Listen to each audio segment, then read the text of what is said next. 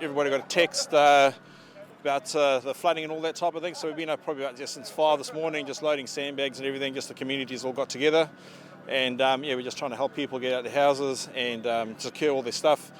And I mean, as you can see, all the guys around here just trying to load things up and help out at the moment, which is pretty good.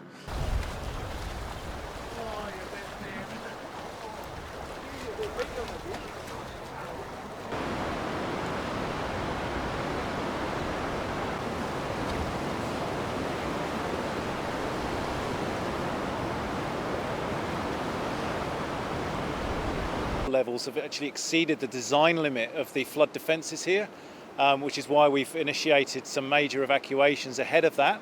But at the moment, and I've got everything crossed, the flood defences are actually holding.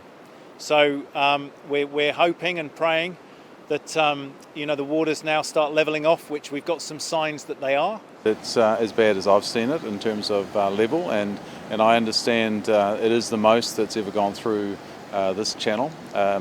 But one thing that is really pleasing is that the flood banks here are designed to there's more water going through than they're designed for. So that's a real bonus actually. It's really quite encouraging. But there's still a lot of water to come, and still some other challenges down the stream of it.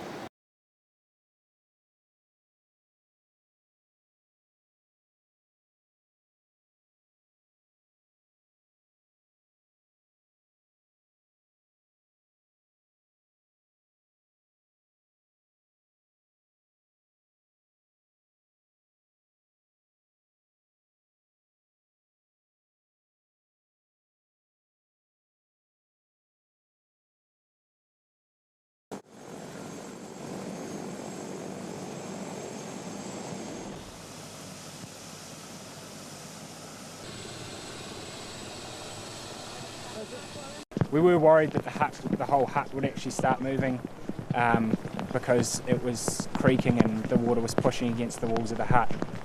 So we did actually bash holes in the walls of the hut to allow the flow through the hut late last night. Kind of have a shock of adrenaline, so you kind of, we're saved, you kind of, the sense of relief. And I came out onto the water tank, but of course the helicopter's got quite a lot of power, so I was having to hold on to the roof, standing on the water tank, because I was scared I was going to fall off into the water.